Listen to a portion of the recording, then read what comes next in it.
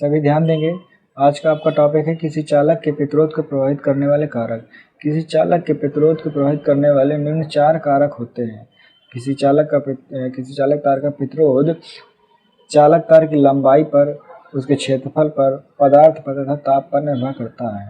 यदि प्रतिरोध परिभाषा देखेंगे, सबसे पहले किसी चालक तार का प्रतिरोध उस चालक तार की लंबाई के समानुपाती होता है, अर्थात लंबाई का मान किसी भी चालक तार की लंबाई को बढ़ाते जाते हैं तो प्रतिरोध का मान भी क्या होता जाता है, बढ़ता जाता है। अनुप्रस्थ काट के क्षेत्रफल पर यदि हमने कोई 2 तार लिए हैं, एक कोई पतला तार है, इसको बीच से कट किया तो इसका अनुप्रस्थ काट का क्षेत्रफल देखिए कम है, और ये मोटा तार है, इसका अनुप्रस्थ काट का क्षेत्रफल क्या है, ज़्यादा है। यदि अनुप्रस्थ काट का क्षेत्रफल ज़्यादा होता है तो प्रतिरोध का मान क्या होता है, कम होता है। यह एक सर्किल के जैसे होता है, और सर्किल का क्षेत्रफल आप जानते हैं पाई आर स्क्वायर होता है। यहाँ पर आप स्मॉल आर ले लेंगे, पाई आर स्क्वायर होता है। इसकी परिभाषा क्या है, किसी चालक तार का प्रतिरोध चालक तार के अनुप्रस्थ काट के क्षेत्रफल के व्युत्क्रमानुपाती होता है। यदि क्षेत्रफल ज़्यादा तो प्रतिरोध का मान क्या रहेगा, कम रहेगा। क्षेत्रफल यदि कम है तो प्रतिरोध का मान क्या रहेगा, ज़्यादा रहेगा। इसके अलावा इन दोनों इक्वेशन के अलावा किसी चालक तार का प्रतिरोध तार के पदार्थ पर भी निर्भर करता है। एक ही समान लंबाई का तथा क्षेत्रफल के भिन्न भिन्न पदार्थों के तार के लिए प्रतिरोध का मान भिन्न भिन्न होता है। यदि समान लंबाई तथा क्षेत्रफल के आपने 2 तार लिए हैं और वह अलग अलग पदार्थ के हैं तो प्रतिरोध का मान भी अलग अलग ही निकल के आएगा।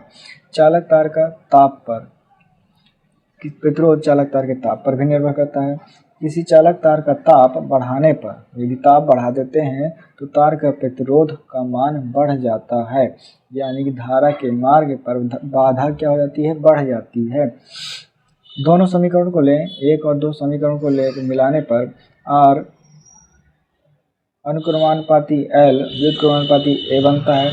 इस साइन को हटाने के लिए आप प्रतिरोध एक नियतांक लेते हैं जिसको हम रो के नाम से जानते हैं, जिसको रो कहते हैं तथा इसे विशिष्ट प्रतिरोधकता के नाम से भी जानते हैं। विशिष्ट प्रतिरोधकता इक्वल फॉर्मूला हो जाएगा प्रतिरोध गुणे क्षेत्रफल बटे चालक तार की लंबाई। विशिष्ट प्रतिरोधक मैंने बताया आपको, इसे रो कहते हैं तथा इसे विशिष्ट प्रतिरोधकता के नाम से भी जानते हैं। इसका मान और केवल चालक तार की पदार्थ पर निर्भर करता है। यदि सेम चालक तार कहने का मतलब है यहाँ पर यदि पदार्थ आपका सेम है तो सेम पदार्थ के यदि 2 चालक तार हैं तो उनका रो का मान समान ही रहेगा।